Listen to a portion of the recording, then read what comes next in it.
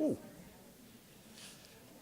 ora koutou, tensi, bonjour, good evening. My name is Simon Lambert. I'm a faculty member at the Department of Indigenous Studies. I wasn't the first choice to moderate, nor was I the second, but it is still a great honour and a privilege to be asked to moderate this panel this evening.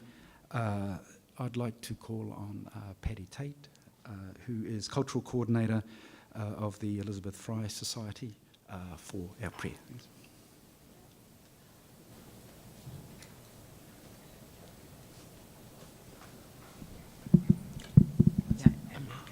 I'm definitely shorter than you. Good evening, everyone. I've been asked in a traditional way to provide an opening prayer for this event this evening, and I'm very honored to be able to do that. We sit on Treaty 6 territory in the land of the Métis, and I want to acknowledge that this is where we are, and this is the land that we're sharing. That Indigenous people are sharing with the community today. So I'm going to pray in English. It's the only language that I know, and I apologize for that. But I'm sure that you can all pray along with me. I don't know your individual needs. I don't know your family needs or your community needs, and you may want to ask Creator to hear your prayers with respect to those issues. We're here tonight, and we're not alone, because this event has been handled in a traditional way and in a respectful way. We know that our ancestors are here with us, and those are all of our ancestors. Those are not just the Indigenous ancestors, but the ancestors of newcomers who came and who have passed since they've come to our land. And so as I said, I'm very grateful to have been asked to do this opening prayer, and please pray with me in your own way. Creator, I ask that you look down upon us and give us good words this evening, and allow us to enjoy this celebration and this book launch and the stories that we're going to hear this evening. And I ask that you touch each and every one of the folks here, so that they know that their words and their input to this evening are important. And I ask that you look down on our families, each and every one of us, whether we are with them today or whether they're in a distant land, and take care of them, Creator. And Creator, I ask that you particularly look down on our sisters who are locked up in iron boxes across this country, and show them that through you that there is a light at the end of the tunnel, and that they can, in fact, live a good life and enjoy the riches of this land. And Creator, I ask your forgiveness for those things that I have not acknowledged this evening, for all of the blessings that you give to each one of us, because they are so bountiful, and I often forget. But I want you to know that I haven't forgotten them in my heart, Creator, and I know that each one of us here has special places in our hearts for the blessings that you've bestowed on us today and every day of our lives to date. And we look forward to those same blessings for tomorrow, and I thank you for that and for your forgiveness. Hi, all my relations.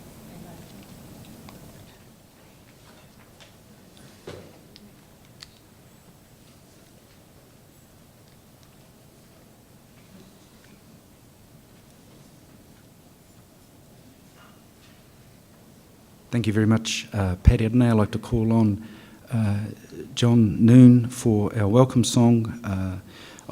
He's a Thunder Child Band counsellor. Thank you, John.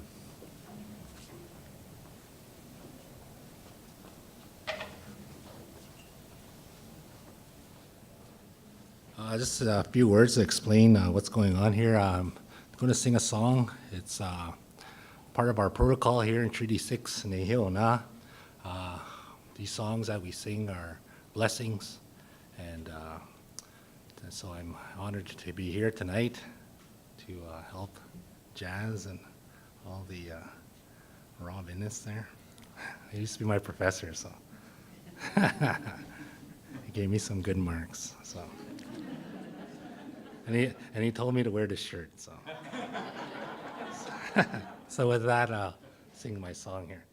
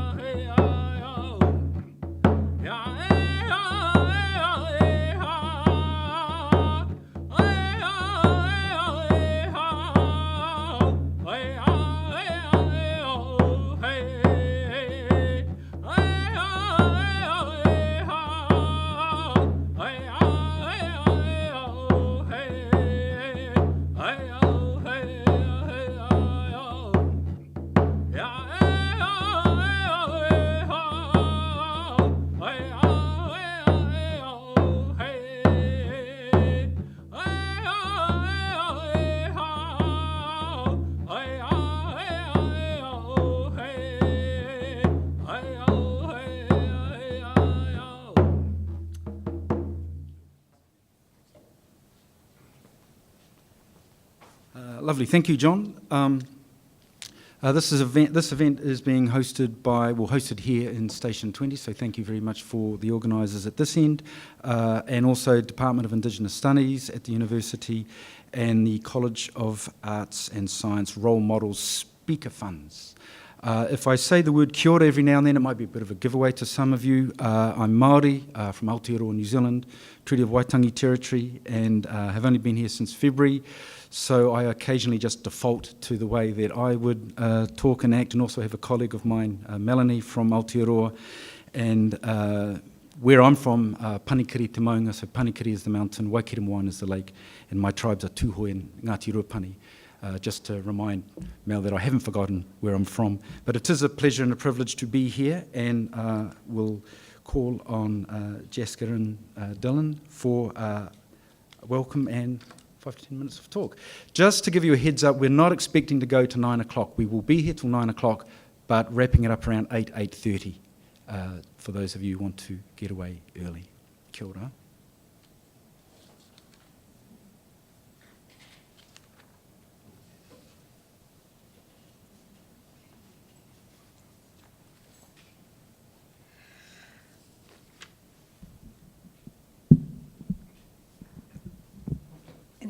Lower, also not as tall as you. I think that's okay. Can everyone hear me? All right. So welcome everyone. Thanks so much for joining us this evening. I'd like to start by acknowledging that we're all here on Treaty 6 territory and to pay my respects and gratitude to the hosts for having us here today. A big thanks to Rob Innes and the Indigenous Studies Department at the University of Saskatchewan for making this possible, and to Simon Lambert for moderating, especially at the last minute. My thanks also to the staff and organizers at Station 20 for all of the coordination efforts. John Noon and I have been friends for many years now, and I really appreciate his welcoming with all of us with song. And thank you to Patty for getting us started in a good way with prayer. And also a shout out to Rob and Verna and Sheila for agreeing to be part of this conversation tonight and sharing their experience and wisdom and background and expertise. We're going to learn a lot from them, so I'm excited about that too. And also a shout out to Sheila for handling logistics and getting the word out. I see many of my friends and family in the room here today, so I'm grateful for your presence. Also, especially my nephews that are sitting up there in the third row. So much of who we are today and what we do is a reflection of the community that surrounds us. And I feel incredibly lucky to have been surrounded by so much passion, wisdom, and strength across all of the different spaces and places that I've had the privilege of calling home. Two people that can't be here tonight, but I'm sure are watching over, are my parents, Surjit Kaur Dhillon and Sukhdev Singh Dhillon. Much of what you read in Prairie Rising is possible because of the kinds of parents I had, and so I'd just like to honor and acknowledge them briefly before moving on. So, although it's my name that graces the cover of this book, a project of this sort is only possible because of the support, the guidance, and thoughtfulness of so many people. And I'd like to express my gratitude to the Indigenous youth whose lives sit at the center of this account and who have taught me such important lessons about power, change, justice, violence, and freedom. There are also a host of people in this city who assisted with the research and opened doors for me when I needed them to be opened, and they deserve recognition as well. There are too many to name here, but many of you are in the crowd and you know who you are. The conceptual orientation of this project, the framework I used to shed light on the ongoing colonial violence in the lives of Indigenous youth, has been generated through intense debate and dialogue over many years, much of which started not too far from here at the University of Saskatchewan in a classroom with the late Patricia Montour Angus. She was my Aboriginal Justice professor at the U of S. I have also learned in extraordinary measure from a host of brilliant Indigenous writers and thinkers whose perspectives are integrated throughout this book, and I'm so honored that 3 of them are here tonight to offer their thoughts. Before explaining a little bit about the kinds of political and intellectual interventions I attempt to make in Prairie Rising, I'd like to take a few steps back and explain a bit about how this book came about to be. As many of you know, perhaps some of you don't. If you've read the book, you may know. I grew up on Treaty 6 territory in a small rural community about 200 kilometers west of Saskatoon, the daughter of immigrant parents from northern India fleeing their own history and relationship to colonialism. And I was there until I turned 18 and moved to Saskatoon to start my undergraduate studies at the University of Saskatchewan. So yes, I grew up in a very small town in rural Saskatchewan. When I graduated from high school, I moved to Saskatoon, where I lived for 4 years while I completed my undergraduate degree, as I mentioned. Throughout this time, I was repeatedly exposed to the politics of Indigenous settler relations and to the ongoing violent assaults on Indigenous people that we see across the prairies and throughout Canada.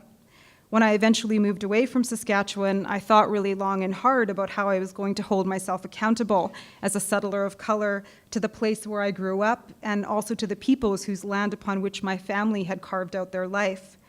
Part of my commitment to this political responsibility came in the form of political organizing and advocacy work that I undertook with youth in both Vancouver and Saskatoon.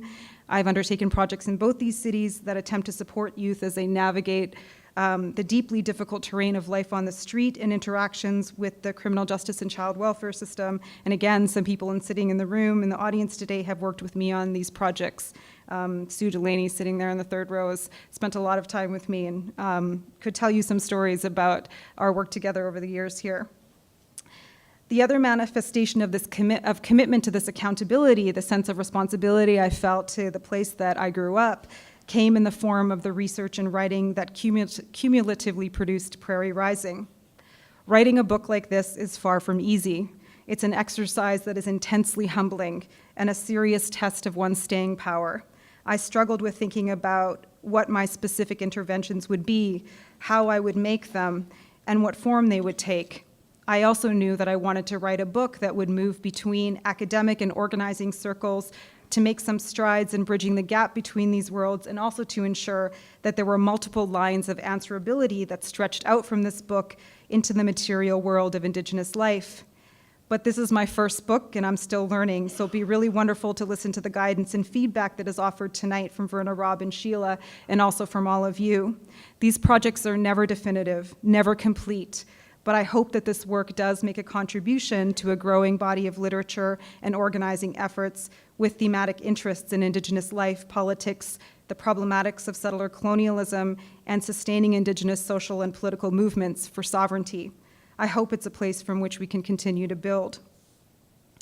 In terms of the specific kinds of interventions that I wanted to make in this book, and there were many, I'll speak really briefly about a few things that were central in my considerations for Prairie Rising.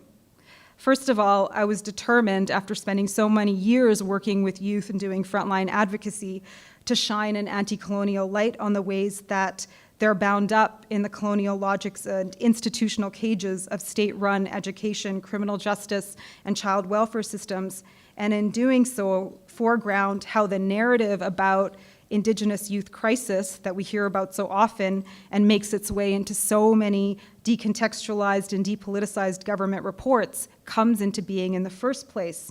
In other words, one of my central goals in writing this book involved adjusting the aperture through which we come to understand and make sense of the everyday realities of these young people within the context of settler colonialism and rampant colonial gender violence. As I say in the conclusion of this book, I've attempted to remind us that these assaults are lived, breathed, and fought against by Indigenous youth every single day. These vicious strikes are very real, and they're far from receding. Two, I was interested in indicting the settler colonial state of Canada to bring visibility to the ways that the logics of inclusion and recognition that can often be celebrated and that are evidenced in the practice and language of participation that I interrogate throughout this book function as a part of technology of colonial governing that can ultimately work against Indigenous sovereignty and movements for justice and freedom. Indigenous youth have an essential role to play, perhaps the most important role to play, in challenging the violence of the white settler state and spearheading land reclamation projects that assert Indigenous sovereignty. They are the most discernible barriers to the long-awaited endpoint of Indigenous elimination that seals the deal, so to speak, on Canadian sovereignty, the most clear and present danger to the continuation of a white settler society. The larger structure of dominance framing Indigenous state relations in Canada is fundamental to the inner workings of participatory projects. Wildly unequal power relations regulate the boundaries of who takes part in these projects and the substantive parameters under which they take place. Canada's emergence as a settler state born of blood and occupation cannot be separated from them, nor can the countless ways that settler societies continue to benefit from the marginalization, abjection, and subjugation of Indigenous peoples be downplayed. The social construction, the way we understand the problem of Indigenous youth as portrayed by many of these interventions in various youth organizations, warrants intellectually rigorous and unrelenting interrogation so that we don't lose sight of the present-day acts of territorial seizure and Indigenous dispossession, colonial gender violence, that tell a very different story about what's really going on. And lastly, I wanted to open up a space to think through how the critique set forth through this book pushes us to revisit the question of freedom for Indigenous youth and to consider how our decolonial organizing shifts when we put Indigenous youth at the center of our political strategies for radical social transformation. How does this shift change the kinds of questions we ask about the future, about environmental justice, about our own complicity and ongoing relations of colonial domination? This book should be read first and foremost as an indictment of the Canadian settler colonial state. What other kinds of stories need to be told, and who should tell them? Ultimately, I argue throughout this book that the intersection of interests that end up merging around these social interventions in the lives of urban Indigenous youth, often dressed up in the language of trying to make things better, and that I document in various places around Saskatoon, is far from a neutral and simple process. I assert rather that these alliances reflect a changing form of settler colonialism through which the very constitution of Indigenous resurgence, social location, and political resistance continues to be mediated by the state under the ambiguous guise of Indigenous involvement in collaborative social reform efforts. Reforms, I might add, that are taking place in a time of extensive and mounting political contestations over land, over water, over air, over persistent systemic violence, both on and off reserves. I argue that we need to think deeply and critically about how Indigenous youth are caught up in the historical ripples of colonialism and in the contemporary colonial wake, and to hold up the stories of Indigenous youth, the stories they have to tell, and to support them in the resistance strategies that they have already developed out of necessity in order to survive and to seek a different kind of life for themselves and their communities. Thanks.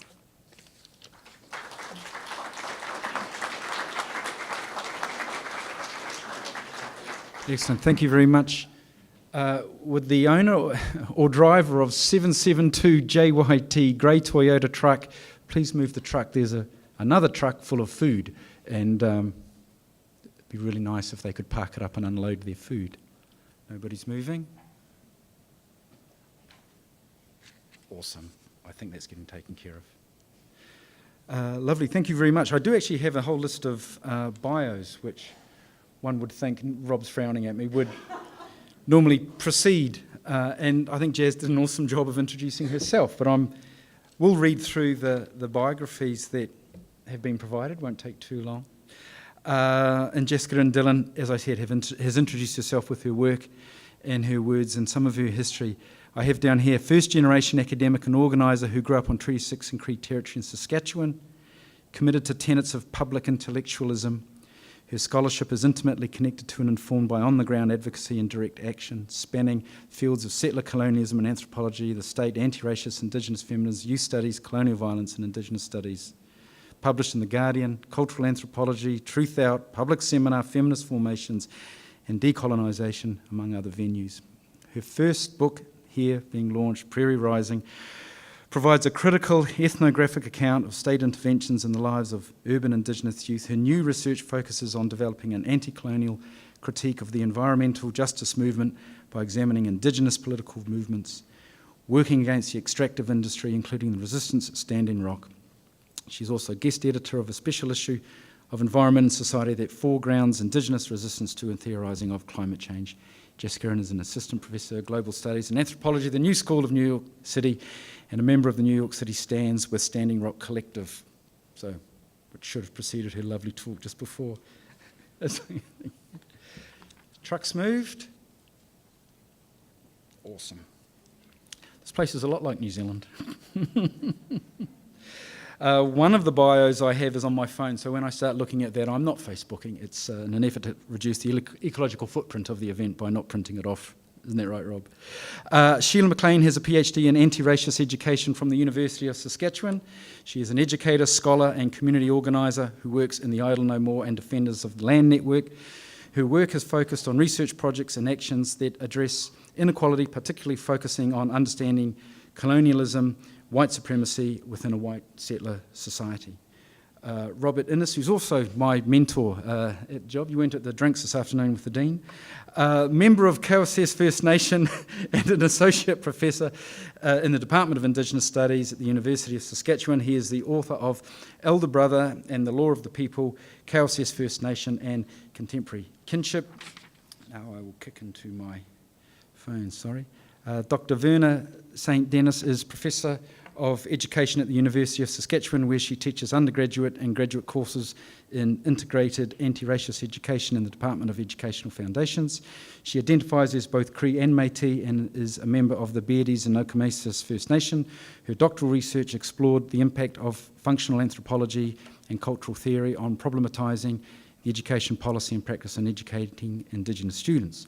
So basically exploring how colonialism used cultural theory to depoliticise the education of Indigenous students and to further pathologise Indigenous peoples. Her research has also involved exploring the knowledge and experience of Indigenous teachers, particularly in public schools.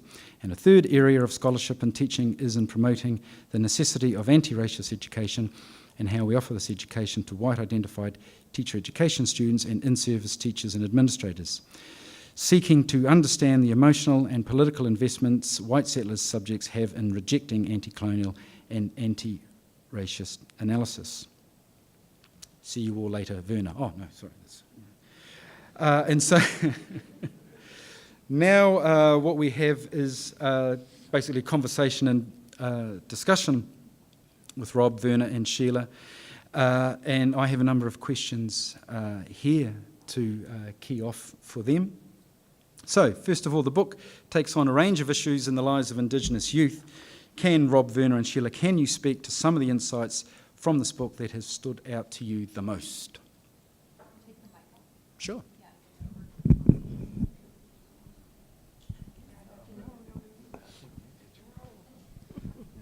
Me? Okay, all right. Okay, so I actually was on a panel with Jaskaran in Vancouver at the end of June in NASA conference, so I have notes. But in any case, so part of my work has been to understand how Indigenous education, particularly that offered in a K-12, has been depoliticized in terms of thinking about what are the root causes of continuing failure for Indigenous students. And I think Prairie Rising makes a contribution to that thinking and understanding and brings together multiple threads of analysis. So in my teaching and scholarship, I too have been concerned with the imperative to reframe the problem of Indigenous settler relations. So what is the problem, where is the problem, and who is the problem as an enduring challenge in public education. And so part of what Prairie Rising does is to bring attention to how the consequences and effects of her phrase, severe social deprivation, on Indigenous people is, for me, on constant display. And as Dylan argues, colonial relations of domination are downplayed, and the problems confronting Indigenous people are, quote, constructed as located in the bodies, minds, and spirits of Indigenous youth. So in other words, the effects of colonial domination are reduced to a mental health issue, and Indigenous youth are produced as deficient and in need of rescue. So Dylan provides us with the current modes by which this is accomplished by downplaying a history of brutal colonization by individualizing and psychologizing and by containing anger and by managing who participates and how in terms of generating solutions. So for example, it's an ethnography, so there are portraits of people who are involved in service delivery to Indigenous youth. And so one of these people, Chuck, a youth worker, explains how youth he works with are often sent to doctors and are treated as mental health issues rather than reacting to a hostile environment that they have to live in. And so Chuck asks the social worker, who wouldn't be angry with the conditions that our young youth have to withstand? And I think Sarah Ahmed, who's another scholar, refers to the politics of emotions as a technology that serves to silence resistance. And perhaps I can talk about that later. But I think that part of the way in which our programming responds to the frustration of colonial brutality is by recommending anger management programs.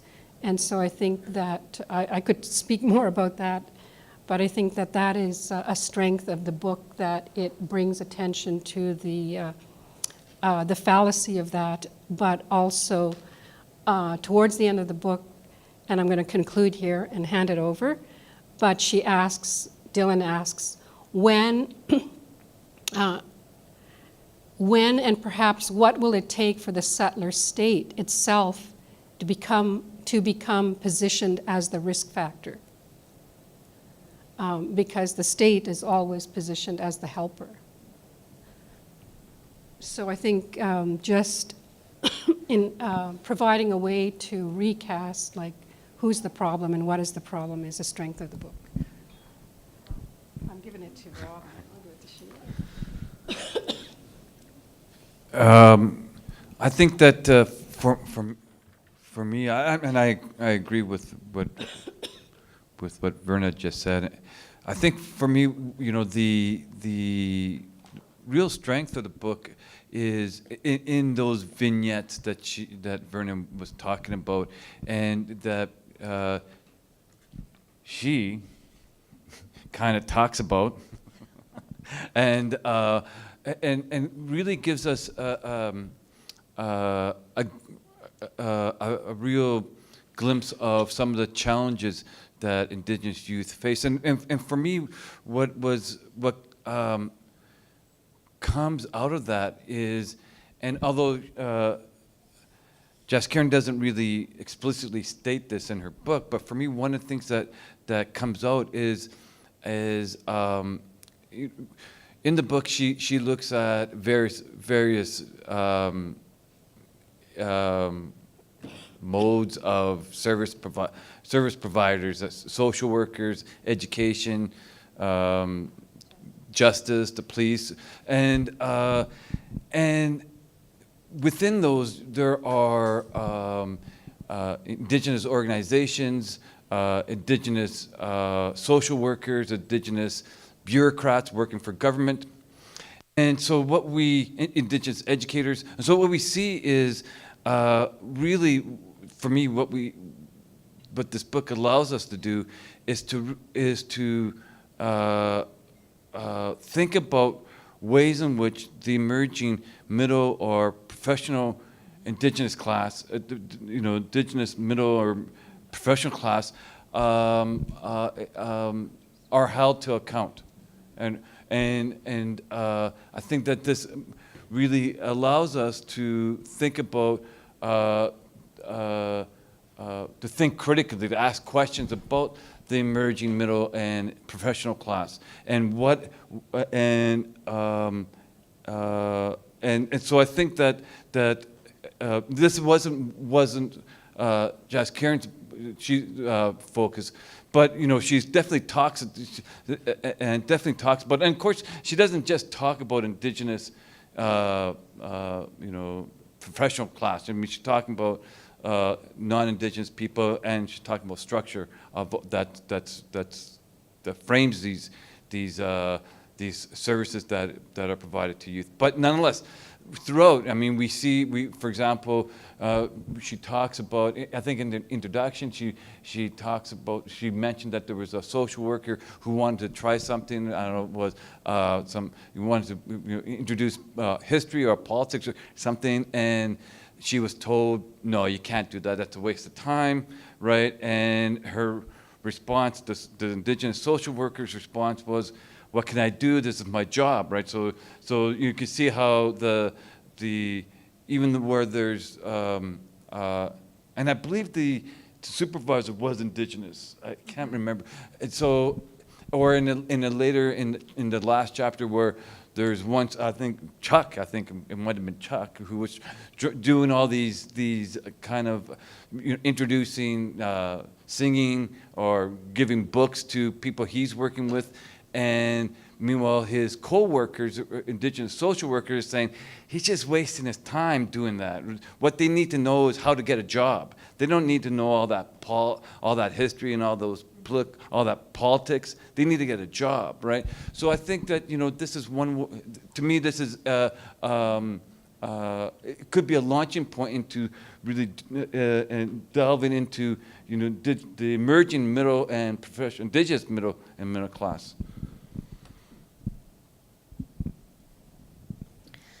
Well, I think for me, as a white settler and as someone who has taught in the public school system for 25 years, there were so many issues that came up in the book that resonated with me. I know that as a teacher, I can see that this is not just an indictment of our school systems on the prairies, but across Canada.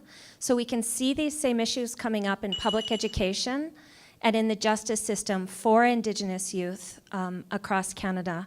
And I was thinking about how important it is, as Verna said, to see that the problem lies in the institutions, in white settler colonialism. And that as a young teacher, I grew up with very similar narratives to the narratives that we see in the book. So these are our dominant stories that our society tells about who the problem is. So when we see, as we continue to see, and unfortunately, here on the prairies, our school systems often do investigations into the push-out rate of Indigenous youth in school systems. And last year we saw that it has not gotten any better, it's actually gotten worse. So how do we explain that in light of the theories and the analysis that we see in this book? What is it that our school systems and our institutions are doing to, as you say, Jazz, to support Indigenous youth that clearly isn't working? And so as a teacher, I grew up with these narratives that the problem lies in Indigenous youth and in their communities. So it's the deficit theory that Verna talks about. And as a young teacher, I did start to question some of these theories that we were taught. It didn't always make sense to me as a young teacher, because then what can I do as a teacher? Or what can I do as a community member? And it was actually meeting Verna and being a student in her class that shifted that lens so that I could see that actually I was the problem as a teacher. And that it was my attitudes and the way I was raised as a white settler, my thoughts about myself and the world that needed to change. And so my master's thesis is called Beyond the Pale, Whiteness as Innocence in Education. And it's about thinking about white teacher identity construction and how we are constantly thinking of white society, white institutions, the white settler government as something to be celebrated, as something that's positive, the inequalities between white settler society and Indigenous people as natural and normal, based on the fact that Indigenous people are different, or in other words, Indigenous people are inferior.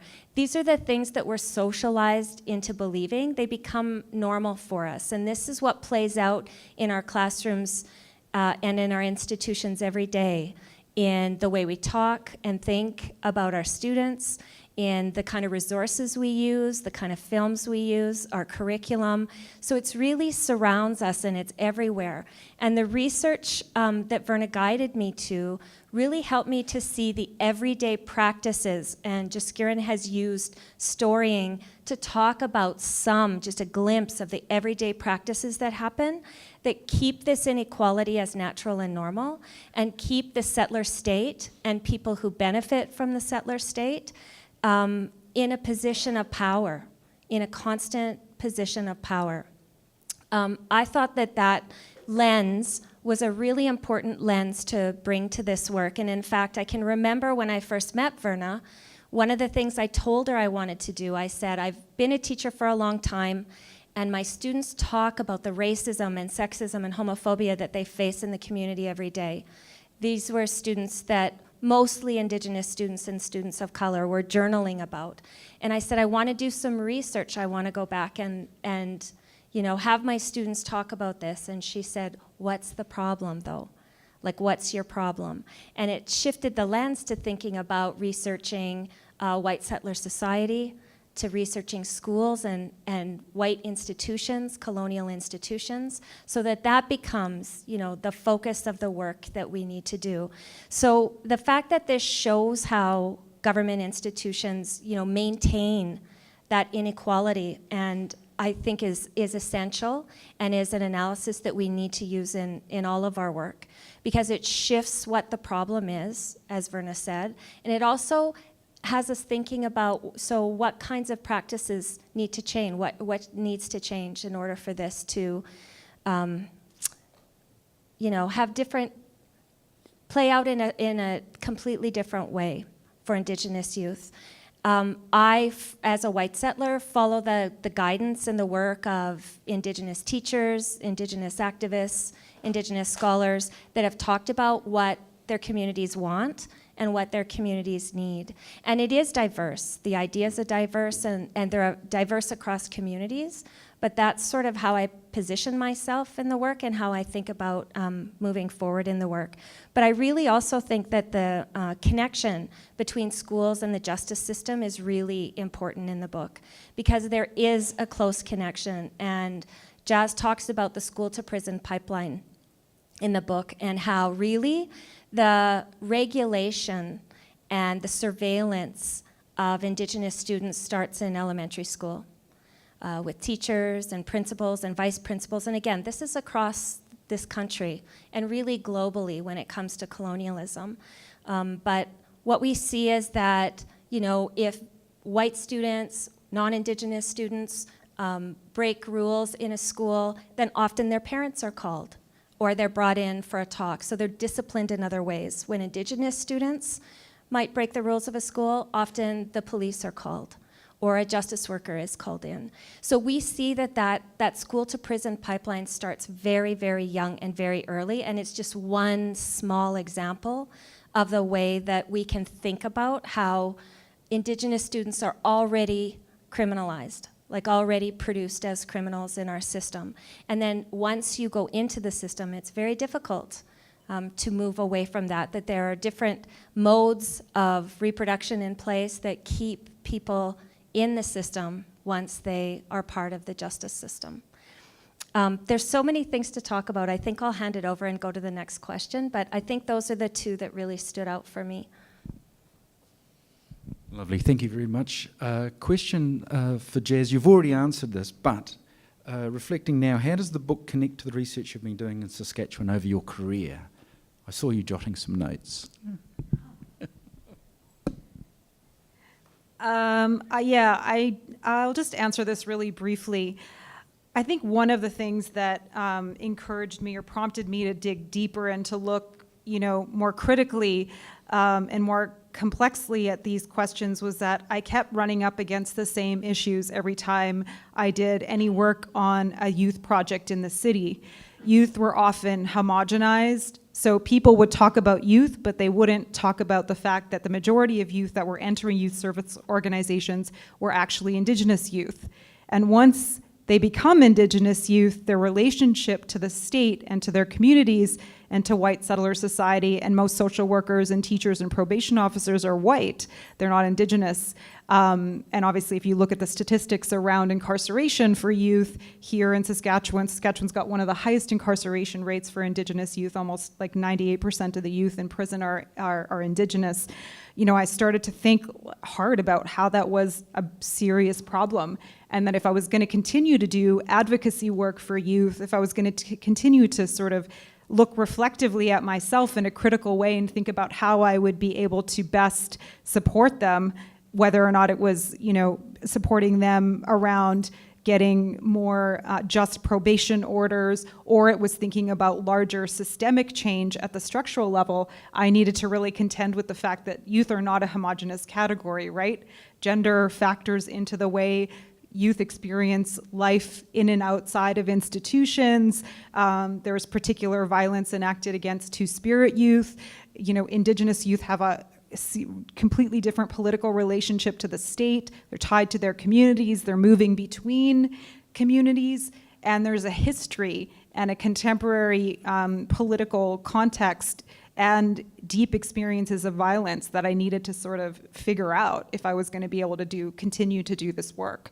So that's one of the things that really helped to sort of move from frontline organizing work to step back, to think about these questions, and to also read and learn from Indigenous scholars and organizers and writers that were doing this work, and to have lots of long conversations with my friends and colleagues that were working in youth service organizations.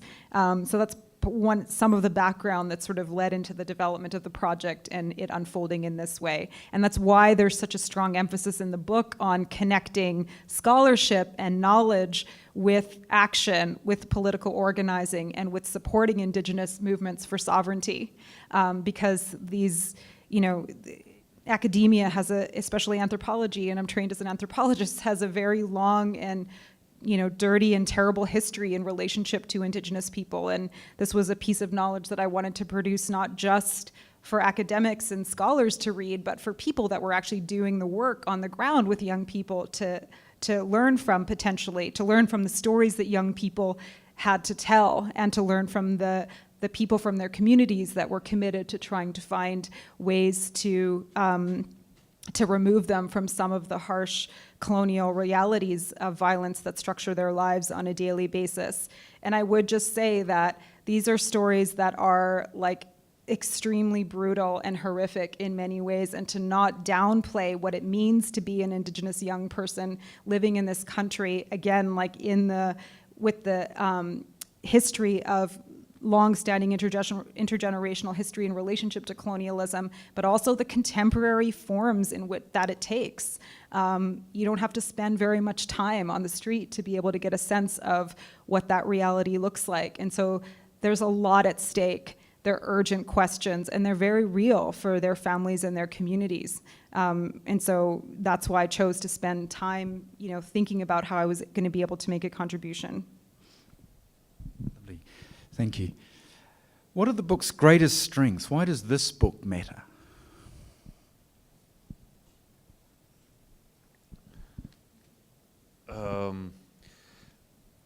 Okay, so I'll try to say something different than I just said.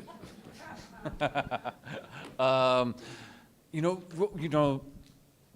of the, for me, one of the strengths, there's a few strengths, and I think that the focus on Indigenous youth is a strength. And there aren't a lot of book length. There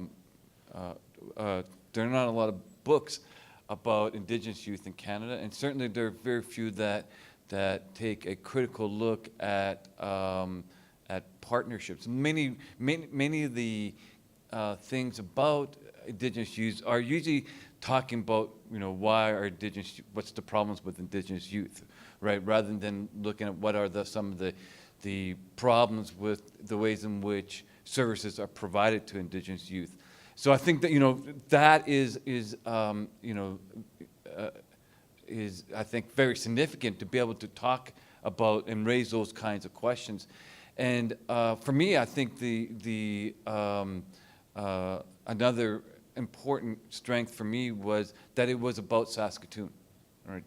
This is where I live. That's where I've been living. You know, this is where I do work, and there, I don't know of any other book that takes on these issues that is not only prairie, but is Saskatoon. And I think, and looking at the partnerships between Indigenous organizations and government, those are that's a pretty kind of a touchy subject, right? I mean, in terms of, you know, here we are in Saskatoon, and we're, you know, we don't know who these organizations are. She gave different names. They were different names, weren't they? Yeah. And so we don't know who they are. I mean, we can probably guess, maybe. I don't know. I'm not going to try and guess right now, but but you know, so so for me, you know, being from Saskatoon, living in Saskatoon, and working, you know, to me that was very significant, you know, I mean, I grew up in Winnipeg, and we're very similar kind of situation. So, you know, even though, you know, I live in Saskatoon now, even if I didn't live in Saskatoon, that, you know, this is a issue that we see, you know, definitely in the prairies, you know, in the major urban centers in the prairies.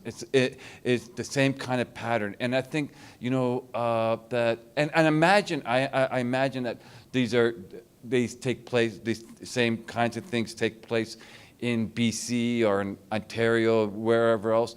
But you know, I think it's important that, considering the demographics of the prairies, considering the emerging and population of Indigenous youth, it's very important that we start thinking about these kinds of issues that are raised in this book. So to me, these are important. You know, living in Saskatoon, but also because it is really you know, an issue, a prairie issue. That to me was one of the significance. I thought the question was meant for all of us. How does this research connect to? How does the book connect to your research? And I know, and that's the question that I'd like to spend time on. I mean, I know I'm changing the agenda a little bit, but I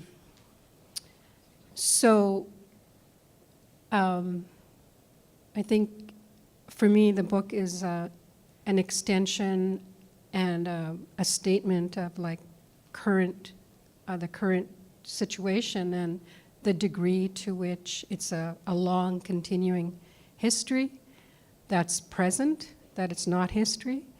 And so part of my work has been to trace the history of Indigenous education as it unfolded in the public education system.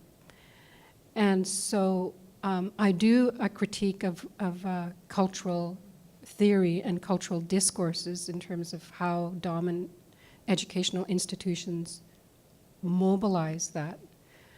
But my concern is really about how does colonial dominance, colonial settler states co-opt cultural solutions to our communities and our families. How do they co-opt and depoliticize it?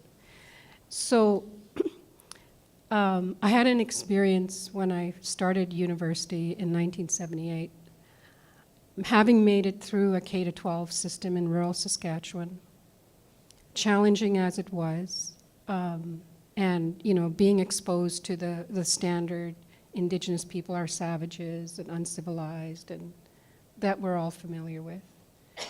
And you know, for the last 3 years, 4 years, being the only Indigenous student in high school, and watching all your Indigenous, you know, relatives like disappear from public school. And so, you know, firmly learning that we are, you know, that our culture and our people are inferior, and then landing up in an Indigenous teacher education program where being Indigenous was valued and important, and knowing your language was important, and knowing your history and your cultural traditions was important.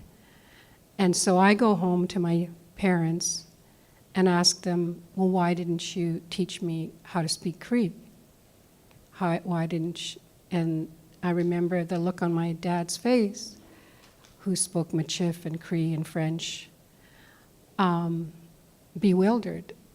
And the bewilderment I came to understand as, well, white settlers said that if we only taught our kids English, you would be accepted. So we were doing what we were told to do. And so in that moment, I was confused,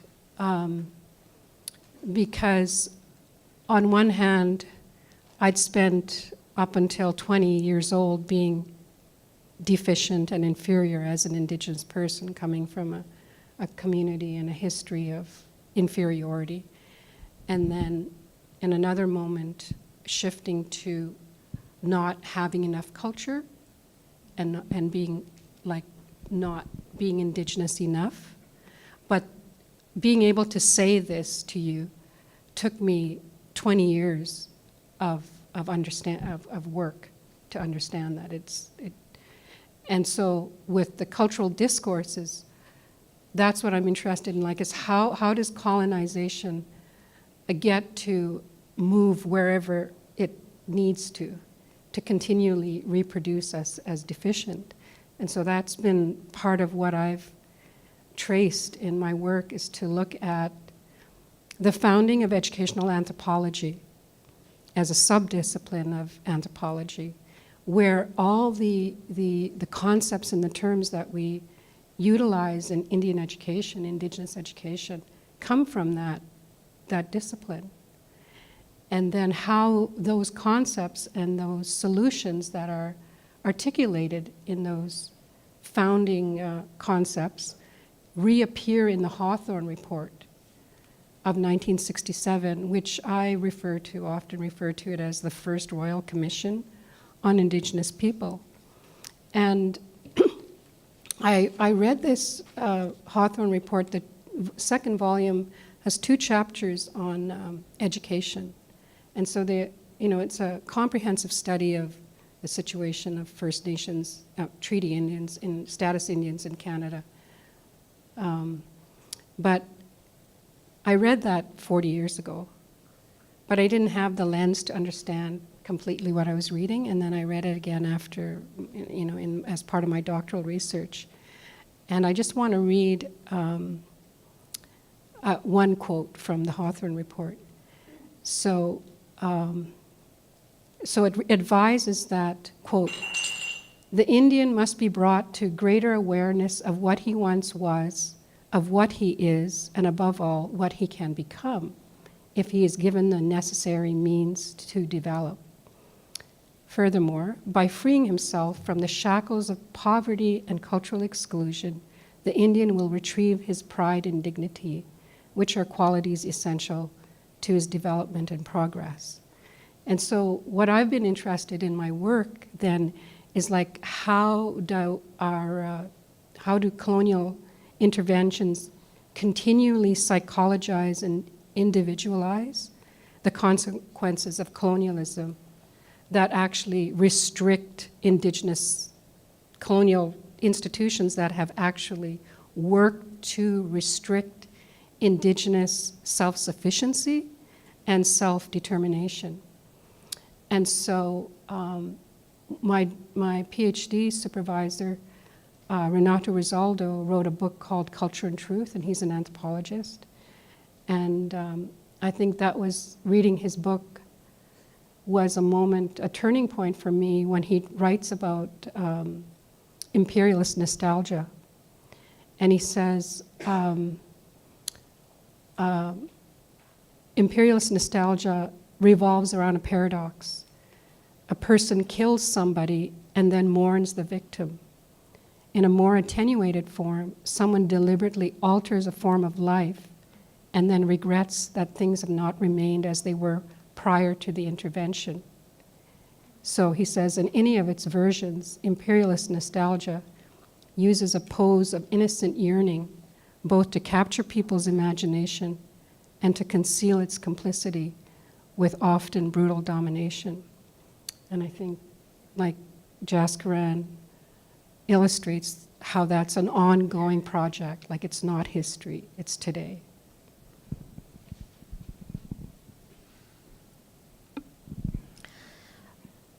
I think for me, one of the important things that the book does is it grounds the theory and understanding the purpose of these technologies. The purpose of the work that the state does is to legitimize our place on Indigenous land.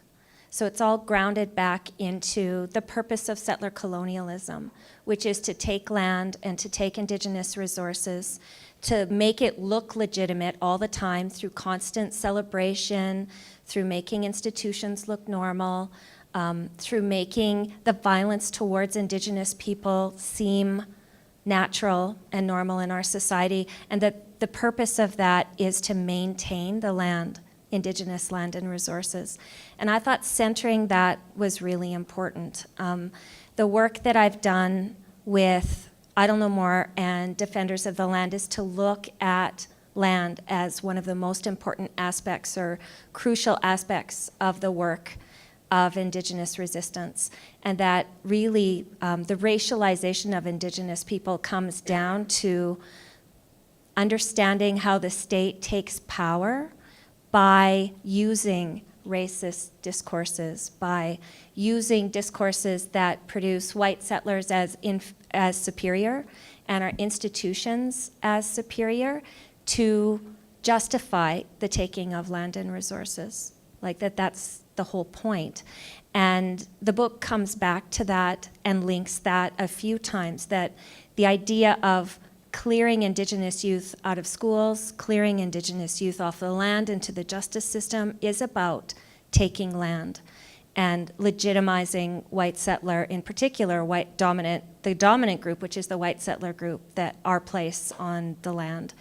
And so I think that is a strength, that sometimes when we're reading about race and racism, and we're thinking and talking about the racism that comes from white settler to society towards Indigenous peoples, we sometimes forget that the point of white settler colonialism is to legitimize colonialism and the theft of land. So I thought that was a strength and something that was really important.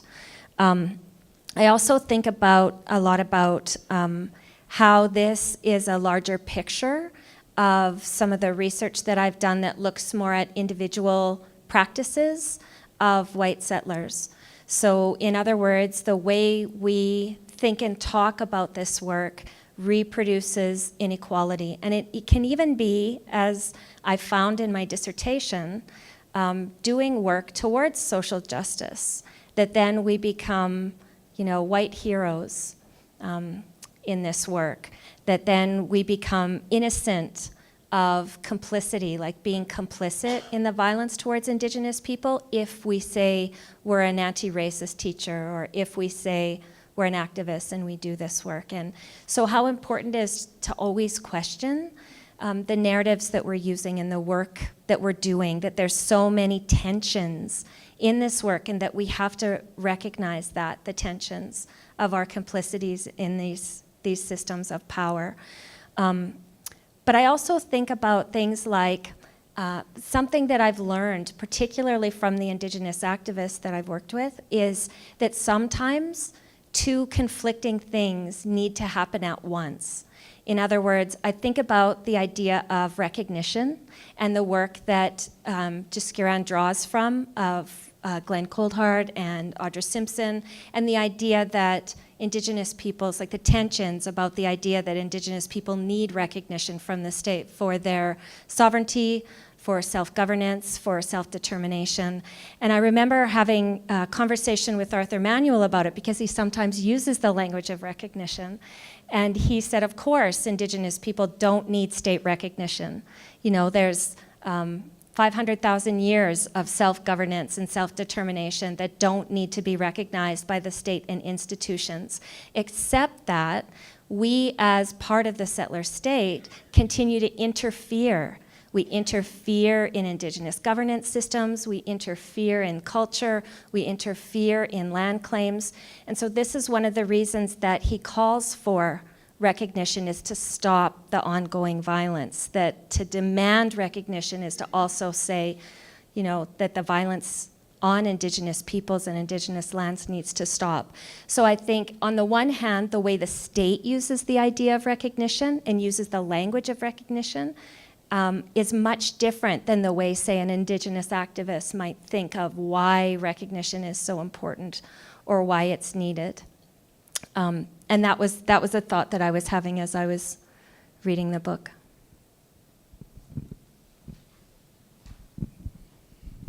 Thank you. Next question for the panel. What are your thoughts on the main arguments presented in the book? Have your drink, Rob.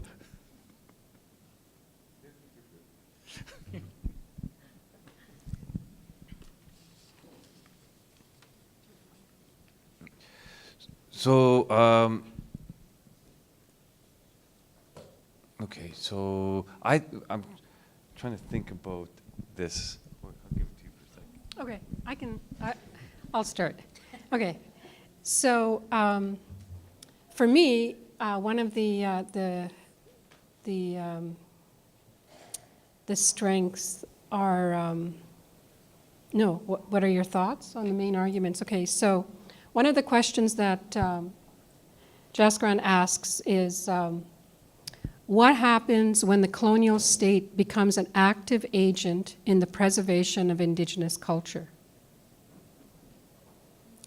How does this signal dependency on the colonial state, particularly if the state is positioned as a mechanism to rescue Indigenous knowledge, language, and history? And I say it gets complicated. So Dylan illustrates how governmentality, through community participation and inclusion, contribute to depoliticizing the problem of ongoing state violence, and does so under the guise of inclusion, which in turn contributes to cultural appropriation. I don't think she says that, but I'm saying that. And so I think that we see this within the recent speed with which schools and educational institutions are putting on powwows, round dances, smudging, even installing white teachers and administrators as knowledge keepers, basically. So I think that I would agree with Dylan when she argues that these problematic solutions elevate the goodwill of the settler, but basically keep the system intact. And I have observed that education would rather perform indigeneity rather than engage in critical education about ongoing colonialism and racism. And I wonder that if by designating white settlers as knowledge keepers, cultural knowledge keepers, we've basically moved towards installing white settlers as the new Indigenous. And Dylan draws on Shireen Razak, who underscores the point that, quote, the mark of the racial other is always to need assistance into modernity. When cast as such, the settler state becomes adept at producing Indigenous self-destruction and dysfunction. But so the research, I was the external examiner for a research where the student did research on the experiences of white teachers in northern Indigenous communities. And I think that research is an illustration of what happens when we deny teacher education students a critical anti-racist education. And those teachers who are working in our communities without that critical anti-colonial education, they are also aware of the irony of what they're being asked to do. And so, for example, one of the teachers interviewed in this research by O'Connor says, and this is a quote, this is a teacher reflecting on her place in Indigenous education. She says, it's a difficult position to be in as a white teacher because of the history Canada has with First Nations people, trying to change them and make them more white. I feel awkward trying to teach First Nations kids what it was to be First Nations, right? And then another teacher says, yes, we have to integrate Indigenous resources and knowledge, but these teachers who are also reporting hearing Indigenous students comments to the effect, there's a white teacher who's going to teach us how to be better natives. Bizarre situation, white teacher teaching a First Nations language. So settler colonialism that refuses a critical anti-racist education or anti-colonial knowledge basically achieves recolonization in part, and I'm going on to another point, but I think this is part done by deciding who they take guidance from in terms of generating solutions and strategies for change. So I'll just stop there. Where do we go from here? This way? Yeah, Do you sure. want to? Go ahead. Rob. Okay.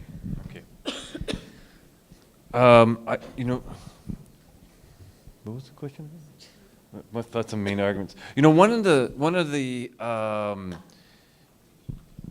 points that Jaskiran makes is about in forming these partnerships, these alliances, and one of them that she makes is about that the government or whoever the state will promote these alliances as a way in which the Indigenous community is becoming a part of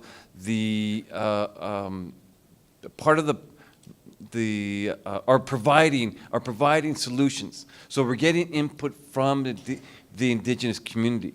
And I think Jaskiran was able to demonstrate, at least in one case, in which, what exactly is the Indigenous community that they're referring to is kind of, we don't know, right? I mean, they brought together one committee that went out and did consultations, and who showed up? Well, a couple people, a lot of people from the committee showed up, right? And so this is what they're basing their consultation with the Indigenous community in Saskatoon, right? So, and so I think that in terms of what the organizations, whether it's the state or various aspects of the state, saying that this is the Indigenous community's input, or this is, we got consultation from the Indigenous community, we, really needs to be, critically, questions need to be critically asked. Well, what is the basis of this notion of the Indigenous community? Does 3 people showing up to community event constitute the Indigenous community? And certainly this is one of the things that I think that it's important in terms of the government or the state trying to, or purport to be inclusive, when we have to think, okay, how inclusive are they? What was the actual process that the committee or the whatever was put together, and then was that, how representative of the community is that, and what community is that really representing, and are they actually talking to the people that they say they want to talk to? So I think that to me was I think a pretty crucial part of her argument that kind of stood out to me. I think for me, one of the things, and I'd like to have a conversation with you about this a little bit, but one of the things I thought about with the research is the idea of agency and what that might mean. And I also, for my master's thesis and for my dissertation, drew from Foucault. And I think Foucault's work is really important in showing us how discourse and language produces particular relations of power that are unequal. So how does power play out in these institutions? And I think that that is essential and significant. His goal is always freedom. He says and argues that people are much more free than we would think or know. And so his point in showing us the power and the point in using his work, as this book has done, is showing the power of these institutions and their discourses in shaping power relations. Even when we think something good is going on, it's not always as good as it seems. So how do we work outside of that then? But then there are also tensions related with that. In other words, so what do individuals do? If the state has so much power and these institutions have so much power in terms of their resources, like money and access to resources that communities need, in terms of institutional power, in terms of power and justice in schools and state power, what are the ways, and I know that you did give a few examples of people who sort of are existing within the system but working against it, or draw from the resources in order to work against it. And I think a lot about that, and my dissertation was a big part of that. How do I, as a white teacher, work against a system that I know has been built to marginalize and oppress Indigenous youth and youth of color? So what does that mean to do that kind of work? And again, so the idea of the agency of Indigenous youth and what it means for them to work both outside of these systems, which we saw a little bit. So staying completely outside the systems is a way to resist. I think another thing that I think about sometimes is the fact that while Indigenous youth are pushed out of schools, also to not go is an act of resistance, and that we have to see it as an act of resistance. To not be part of mainstream institutions is an act of resistance, and that we have to see it that way. So I was hoping to draw from like a bigger conversations about agency and what it can mean when you see the power of all these systems working together in the book. You can be left feeling almost hopeless, like there isn't a way to move out of these systems. And so I wanted to start with you and see what you thought of that, and then maybe all of us could talk about it. Well, okay. I do have something to add. Yeah, I want, because you know the notion of agency and choice, and in the book, you know, and if I, you know, you correct me if I'm wrong, but in the book the notion of choice, you know, well, if they only chose to do this instead of that, you know, everything would be better. And I think, as Jess Kieran points out, well, you know, the choice is not really that simple. See, when you apply the choice that white middle class kids have compared to choice of, you know, Indigenous youth have, you know, in theory everyone has the same choices, but in reality, of course, you know, you're gonna make a choice that you think you're gonna be successful at. Right, and you know, going to school. When I was growing up, I didn't know anybody that graduated high school. You know, so that wasn't even, you know, graduating high school was not a real choice that we were going to make as a young Indigenous youth in Winnipeg. You know, so and so to choose that was, well, no one chose that because we didn't know anybody. We didn't know anybody that graduated high school. We had, you know, parents, grandparents, uncles, cousins. Nobody graduated high school. So that wasn't really a choice, right? And so you know, and I think Jazz Kieran does a good job in saying and bringing that up. Wait a second, you know, choice is a little bit problematic, and you know, just make the right choice, right? And as Sheila mentioned, you know, what seems like the wrong choice might actually be the right choice, right? But you know, I think though there is and same with agency, you know, the fact that, you know, agency sometimes can be used as Jarvis Brownlee and Marianne Kelm have argued that, you know, agency is sometimes used as an alibi for colonialism, right? So people some scholars will talk about agency in such a way that really undermines the historical colonial and continued colonial impacts of Indigenous people. But nonetheless, they also argue that, you know, Indigenous people do exercise agency. So and this has to also be recognized, acknowledged. That yes, Indigenous people do have agency, but, you know, but they have that agency within the context of the ongoing colonialism, right? So and that kind of nuanced idea of choice and agency I think, could have been drawn out a little bit more in the book, so that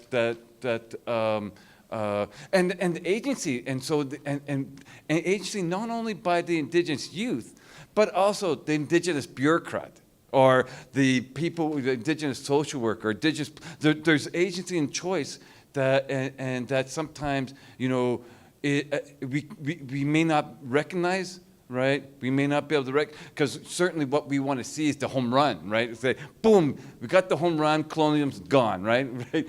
But if people are hitting like singles and those are not really noticed, so, you know, home runs are what are noticed, singles aren't, so therefore, you know, they must be assimilated and colonized and just part of the colonial clog, right? So I think, you know, that little bit more nuance to me could have enhanced it.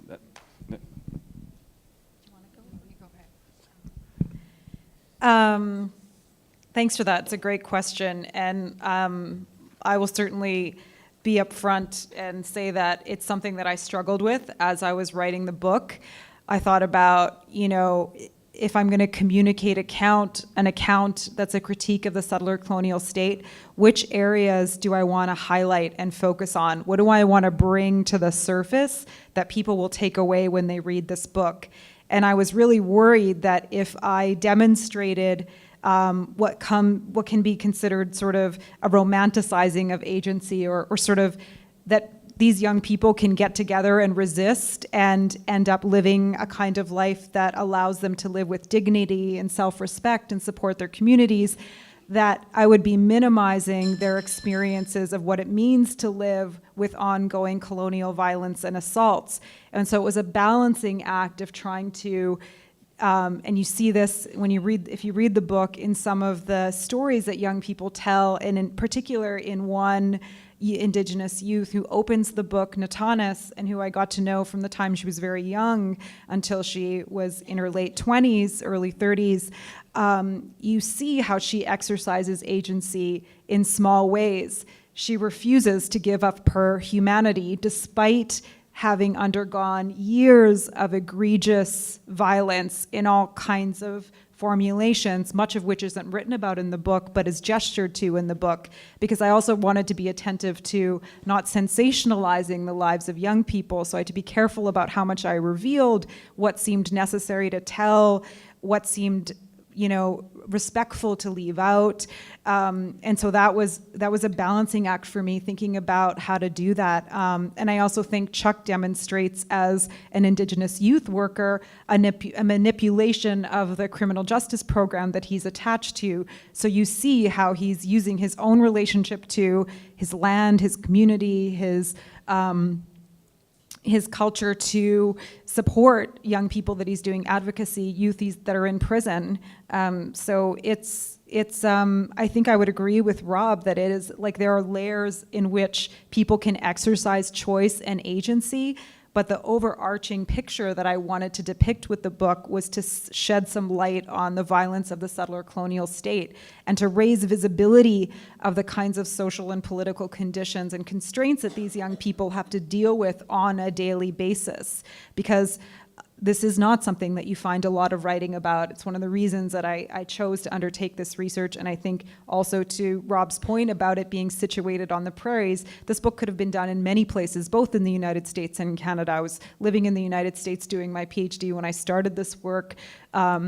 Although I was building on a lot of advocacy and organizing, as I mentioned, that I'd done in Vancouver and Saskatoon. But I think the prairies have a particular kind of salience and story to tell because of the history and the demographic composition of these places. I mean, we see Winnipeg has been, all over the media in the last couple of years. Colonial gender violence in this region, murdered and missing Indigenous women and girls. There's no shortage of things to point to if you want to actually take a look at what's happening. So that was also part of the reason that I chose this place, and a little bit of my thoughts about the question of agency and structure. You don't want to feel like, because I've had several people come up to me and say, this book I learned a lot, but it was so brutal to read, and it left me feeling hopeless, a similar kind of sense of hopelessness. But I feel like the fact that these young people are able to retain their humanity in the face of such egregious violence, and to actually actively be thinking always about how they're going to support their communities, is a window into the kind of agency and possibility that they hold, which is why I'm interested in continuing to support them and do work with them. Yeah, I don't know that I have much more to add to that. I mean, it kind of reminded me of a little bit about the book by Razak on Dying from Improvement. It's analysis of inquiries and inquests into Aboriginal deaths while in custody. And I just felt like, don't we have any hope, as Indigenous people, because the system is so brutal in terms of collaborating in that case, in that book, the collaboration between the medical profession and the justice system to basically medicalize death in the case of Aboriginal people.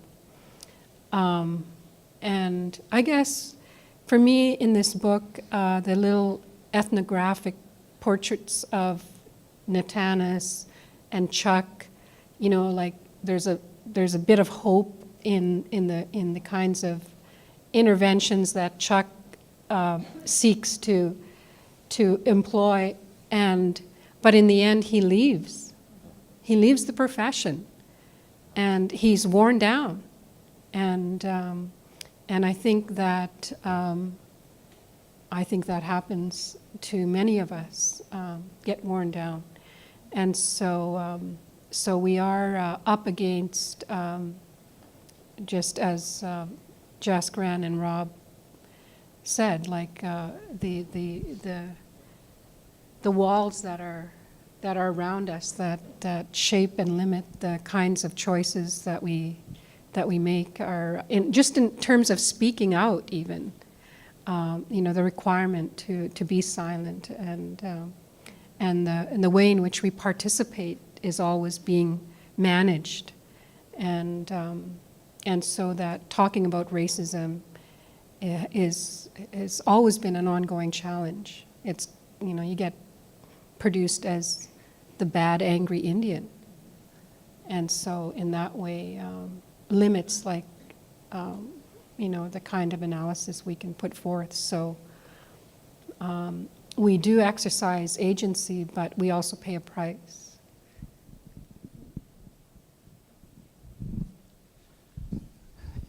Thanks very much. I'm going to show some Indigenous middle-aged agency and combine a couple of questions. I know there's a truckload of food out there. What should educators, youth workers, social workers, members of the larger social service community take from this book? And how does it inform how we all should be supporting Indigenous youth? And feel free to resort to sound bites. And then we'll open it up for some audience Q&A. Yes, okay. Okay, so I'm just keep it short. I believe, and I've been teaching education from an anti-colonial, anti-racist perspective, because I think it's what we need. And contrary to the advice given by one of the high-level staff members to a youth worker, as observed by Dylan, So this youth worker says, maybe to Chuck, quote, "Don't bring your fancy ideas about colonization into this program. It's not what these youth need. They will never understand what you are saying anyway. It's not what they need." And I would say in response, that's exactly what they need. Our youth need to understand that history of colonization that has shaped our families and our communities, because otherwise we just end up blaming ourselves. And I think that the other thing that we need, and Dylan makes this recommendation that she says we must examine and keep our focus on the backstory that produces the crisis that we find our youth among. And part of the strategy is to, quote, "stop employing youth workers who are uncritical of settler colonial social institutions and discouraging critical thought and contributing to the ongoing breaking of young Indigenous lives." And so, I mean, part of what I call support is the call for like critical education and social work, nursing, law school, and education. And it's not yet happening.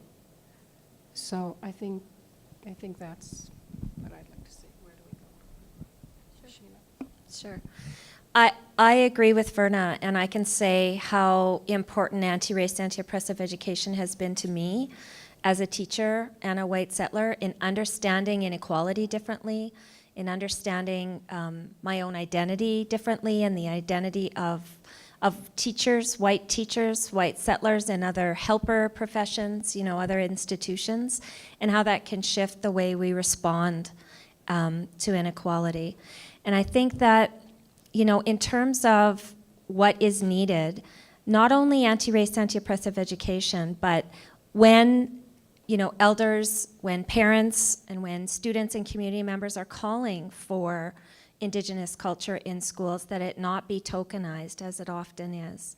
So tokenistic gestures is often what's happening, and that in the schools that I see that are really focused on both a critical political education and having Indigenous teachers and elders that are there to provide students with Indigenous perspectives, Indigenous knowledge, Indigenous culture, that you have a really successful education. And that I think as a white teacher, one of the ways that I've tackled this, and that I know many other teachers tackle this, is to include Indigenous speakers, guest speakers in our classes, films focused on political issues and Indigenous issues, to choose resources and scholarship by Indigenous writers and Indigenous thinkers. There's so many ways that we can look at bringing this into our classroom without, as Verna, and as is touched on in the book, without the appropriation of Indigenous culture. So there are ways for us to work in our institutions with anti-race, anti-oppressive education, so changing the way we think about the problem, but also changing the way we have very white policies, very white curriculums, very white resources that we're using in our schools. And that is something that sort of is touched on in terms of thinking about how we change things, is the anti-race, anti-oppressive education, particularly for the helper professions. And I know that since having this kind of education, and I've been very lucky to have many excellent teachers in my journey, most of which who have been Indigenous women. Dr. Alex Wilson is another one that was a supervisor for my dissertation. When I think about some of the calls for education and what is needed, I think that it's with the helper professions, it's always a shock to talk to people who have been working in these institutions for a long time and share the exact same discourses that you show in the book. In other words, the way they shape the problem, the way they think about these institutions, and that there is no anti-race, anti-oppressive education that's demanded of people that have these positions. Okay. I agree with what Verna and Sheila said, and I think that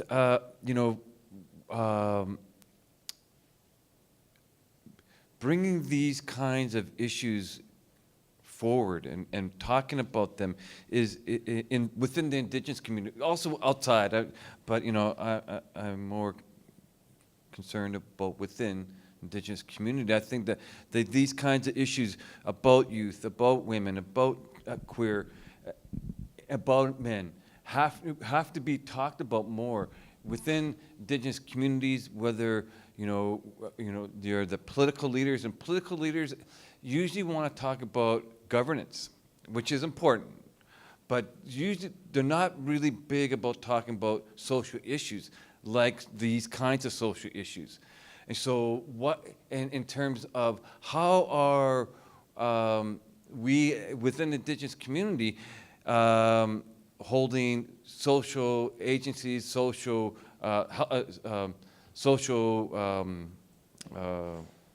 organizations and helping professions to account, Indigenous and non-Indigenous.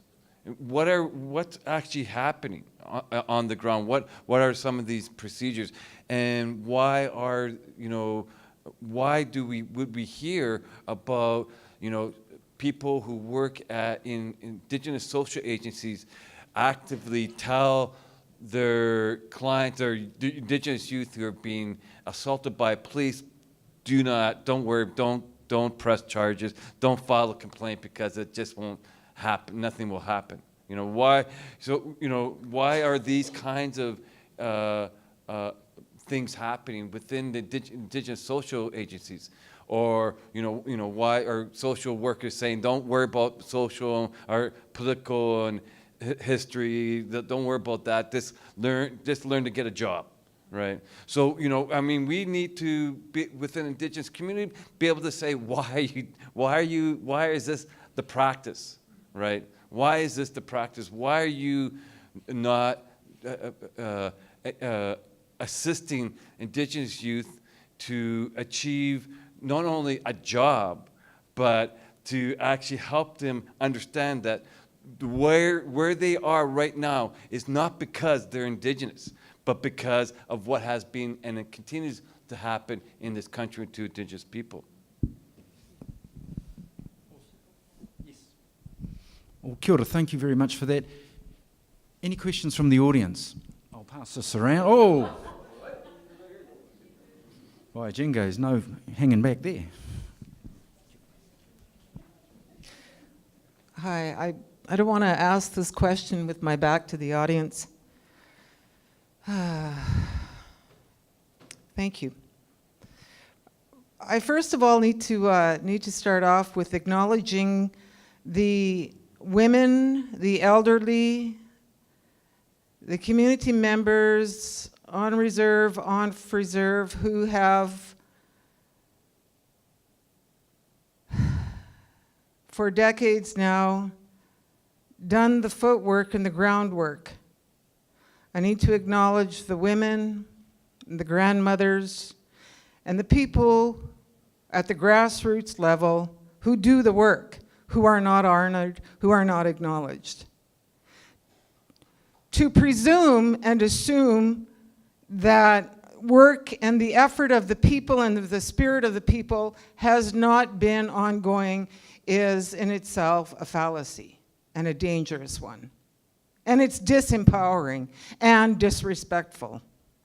I can assure you that the act of resistance on behalf of my mother, who was number 25 at the Holy Angels Mission in Fort Chipewyan, and my grandmother, her mother, who was spent her life in Charles Camsell Hospital, dying from tuberculosis, having lost 7 daughters and a son there, that they not only survived and endured this, their very breath was an act of resistance to colonialism as we coin it. So I need to start off with that. More so as an honoring to the spirit and the resistance of the people. And who the hell am I? Well, I guess I'm one of those angry activists, but thank God. I'm the author of a book that came out in 2006 entitled Morning Star Warrior Spirit. I wrote the book as an activist in response to what wasn't a hashtag then, missing and murdered Indigenous women. The catalyst to that was a 12-year-old girl getting raped. The verdict from the rape was 3 of the men who were in their 20s, 2 were released, and 1 was given community hours and house arrest. Consequently, I was so enraged that I knew that I couldn't remain silent anymore, and that the rage within me would either have me incarcerated or rendered, I don't know, I was really twisted. I was a twisted sister with that. Having worked the front line for a number of years with women and children who are high risk. Oh, by the way, did I mention that 12-year-old girl in Tisdale, Saskatchewan, you may or may not remember, was Cree, and her rapists were Caucasian? So I knew, like anybody else, that if that was a little white girl and the rapists were Native, the verdict would have been exponentially different. This is what we live with. As far as curriculum and our history and the system is concerned, I wrote a book called For Chippewa Homecoming, which honors the traditions and history of our people. As far as other forms of activism is concerned, I'm the producer of a documentary entitled Sacred Spirit of Water. And am I up here to, if I come across like a blowing my horn? Well, yeah, I am. I am, because that is also a form of resistance. I have to. I have to do what is necessary to get the word out there.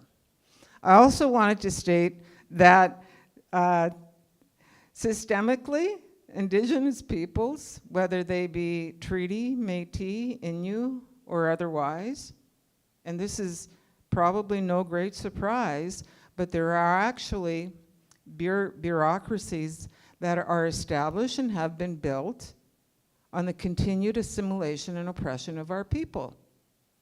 They're judicial, they are welfare and social.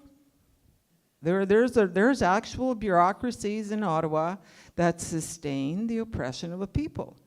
From the cost of above my mother's head to be incarcerated for as many years as she was in the residential school got paid for her head count as number 25. Then we have the Scoop. I'd like to honor and acknowledge Betty Ann Adam here for her story and for my gratitude towards her for telling that. And that I think it's time that we stop with I don't mean any disrespect, but we really need, as a community of Native people, to start pulling our heads out of our asses and honoring our people and honoring our own voices.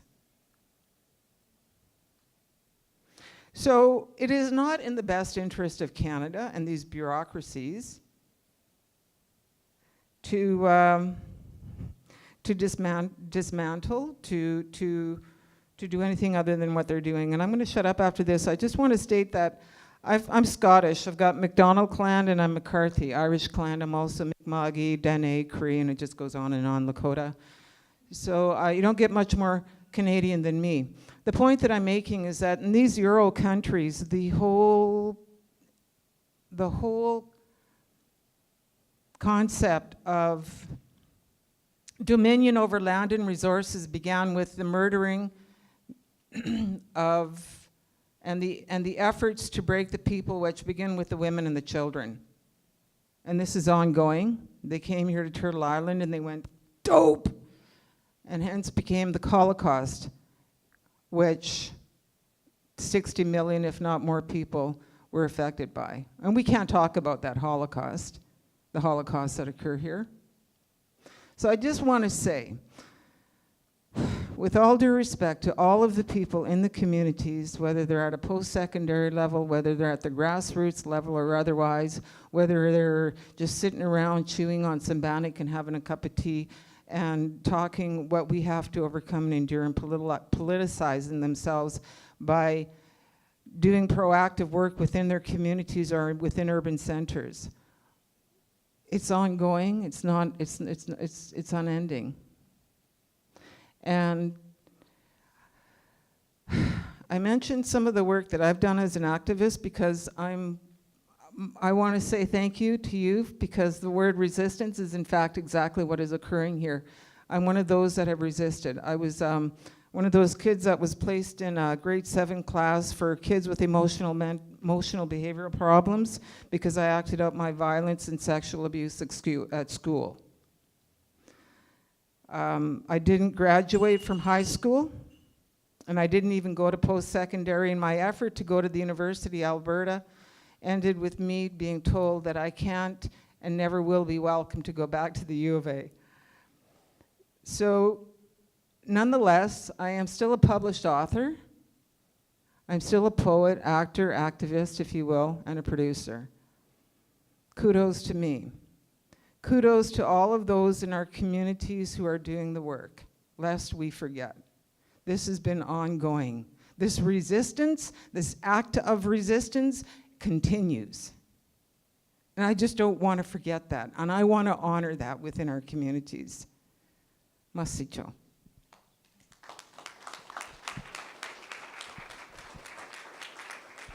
Kia ora, thank you for that powerful message. Any other questions? Who else would? Yes. I'll go. I saw the order just before. We'll question there and then, yes.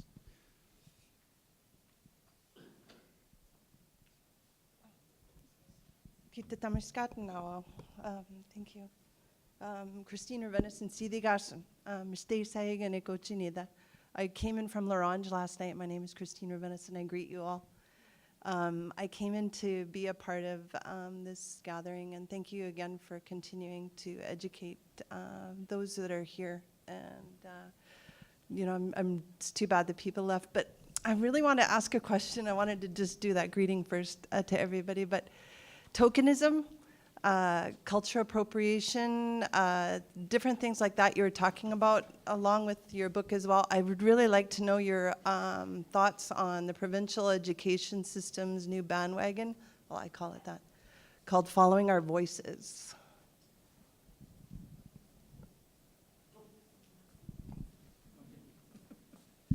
Thank you. Another question was over. Oh, sorry. Yeah, just pass it around over here. I have to take it up. I can smell food.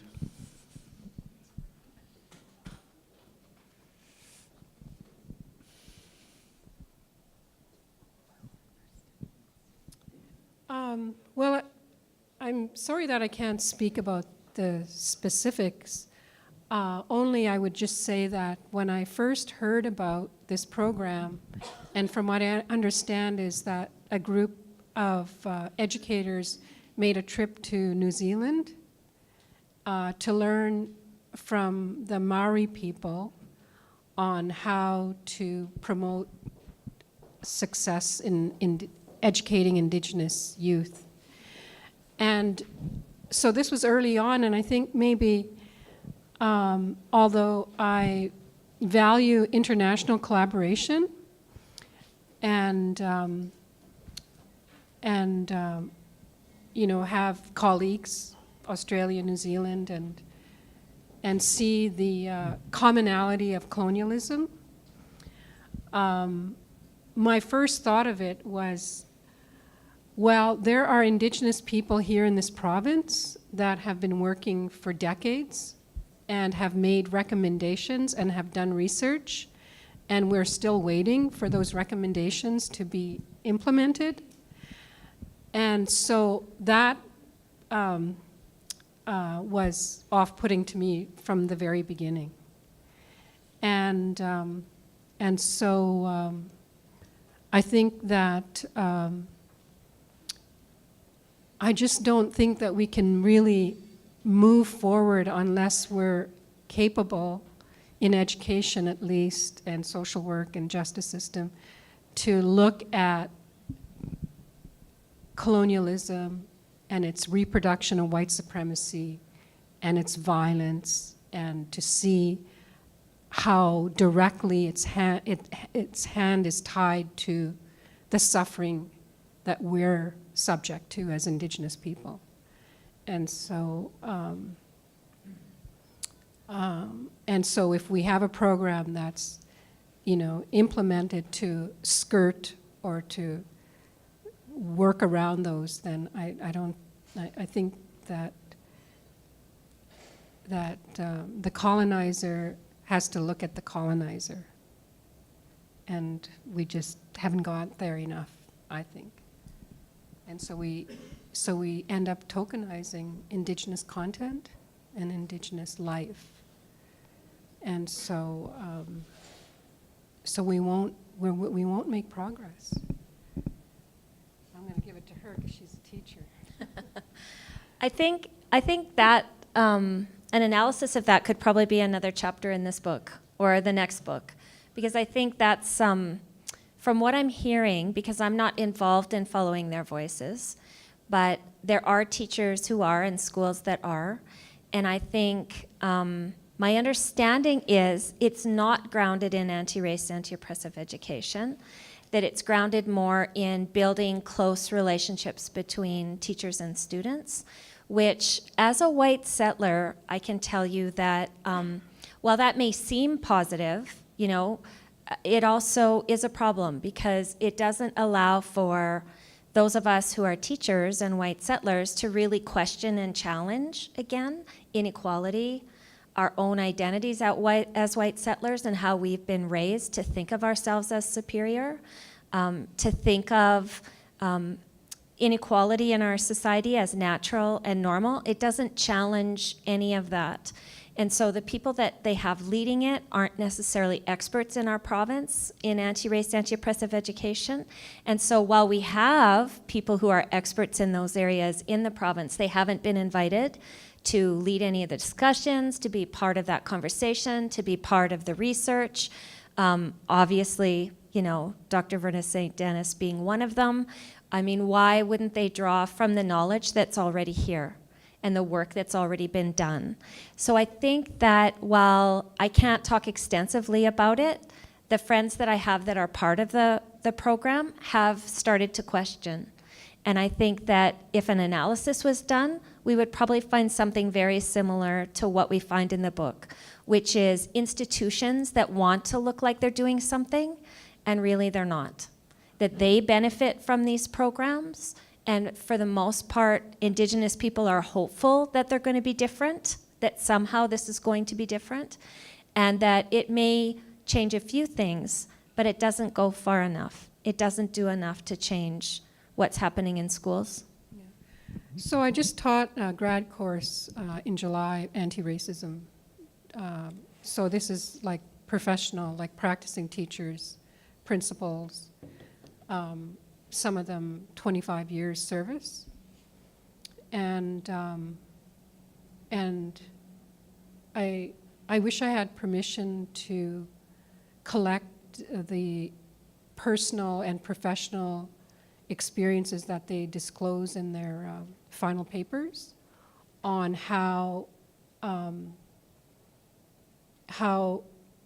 they participated in basically marginalizing Indigenous students and families their entire career. And it's just now, at the end of it, that they've been offered an anti-racist education.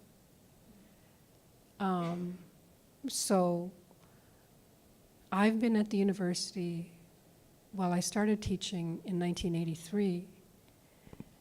And so that's why I say, like, you don't need to go to Australia or New Zealand. It's okay because it's the same, it's very similar, but there are people here that have been making recommendations. And so what I see in universities and colleges of education and graduate programs anti-racism education, any kind of critical education is perhaps an elective, but it's never a requirement. So it's frustrating for me. And, you know, like, I can be dismissed as just, you know, as blowing my own horn, or just because everybody thinks that their subject matter is the most important, right? And so, therefore, Verna just thinks, you know, anti-racism, because that's what she does. So, therefore, you know, we're all important. Yeah. Another question.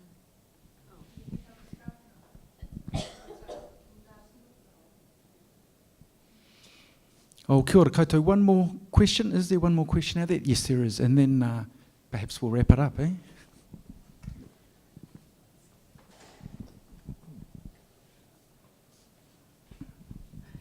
I actually just want to offer some comments in that. My name is Angela Bishop. I'm Métis. I'm a grandmother, and I'm from Green Lake. I was raised in a traditional Métis community, and I'm also a Métis lawyer for the Federal Department of Justice, and I have over 20 years experience serving as in-house counsel to Indigenous affairs. I just want to say that I agree with the sentiments of the panelists that all of our youth need to understand our history, and that within the Indigenous community, our youth need to learn our history so they have hope. They need to understand that the problems in their homes are directly attributable to their colonial experience, and they should be proud of the resilience of their ancestors. They need to know that trauma directly manifested within their families is because of colonialism, so they don't say we're fucked up. My goodness, who wouldn't be fucked up after being raped and sodomized? You know, it's awful, the things that have happened within our community, and that, so they don't shame and blame themselves. Because I have, my oldest granddaughter is 18 years old, and you know, recently there's been a rash of suicides. She knew five children who recently attempted suicide, and I just think it's so shameful, because these children have lost hope. But I also want to say that all youth need to know history, recognizing that, in the words of the Chief Justice in Delgamuukw, that we're all here to stay. And it's each of our responsibility to teach history, and not just the school's responsibilities. I'm sure that you all know there's a storyline in the settlement community that Indians are citizen plus, that Indians get land for free, that Indians get education for free, that Indians get health for free.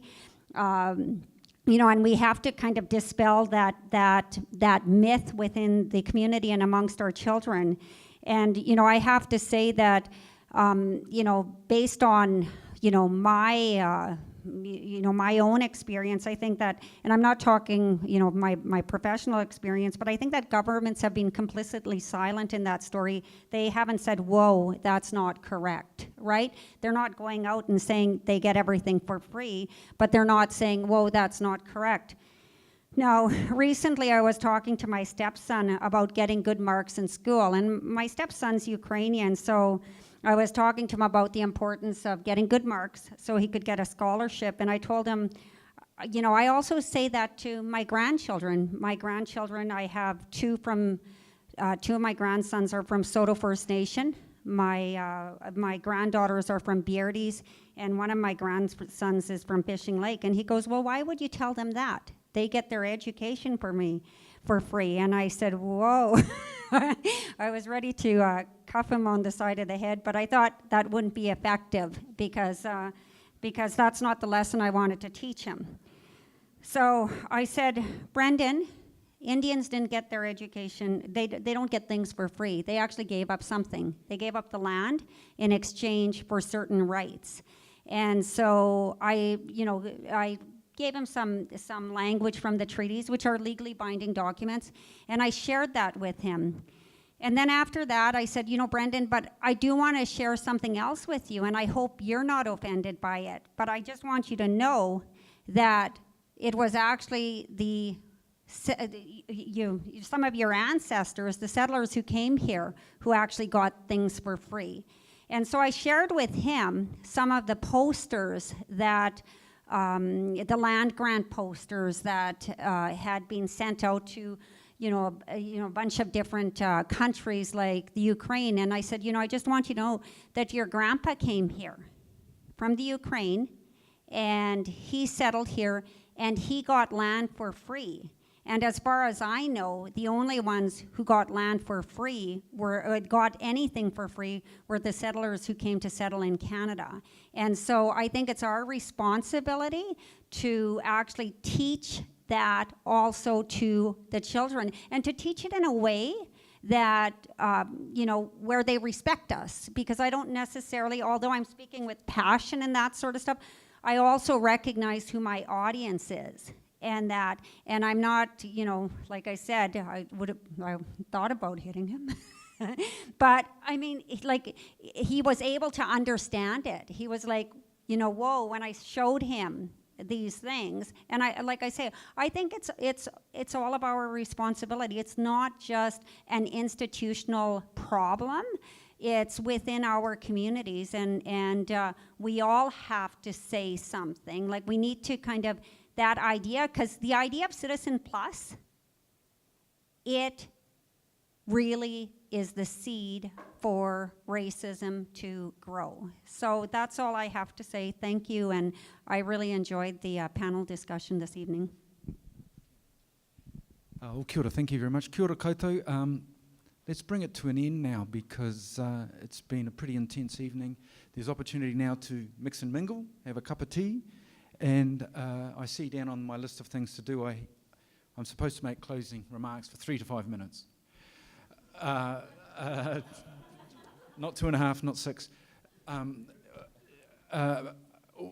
This is a pretty surreal country. So when I announced I was immigrating here with my wife and 3 children, there were 2 reactions. One, I do know a Canadian back in New Zealand. He said, he was also, he was happy for me. But when I said Saskatoon, he laughed. And everyone says, gosh, you're lucky, Canadians, they're so nice. And you are, polite to a fault. But I came in August with Bridget, a week after a young man who looked like a lot of my nephews was killed. And so it's surreal. It's surreal where you have this veneer of your country. I'm not going to tell you about your country. But sort of juggling all those things in my head, in our heads, it's really hard work.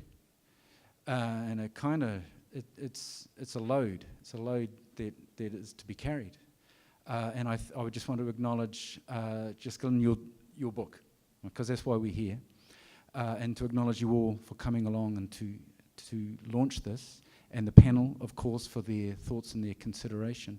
And documenting and articulating and giving voice to these things is actually a way through. Not the only way through, but it's a very, very important way through. So let me end on that, and again, just as I'll just default. Tēnā koutou, tēnā koutou, tēnā no tātou katoa. Kia ora mai. Have a cup of tea now. Oh, and a round of applause, please, for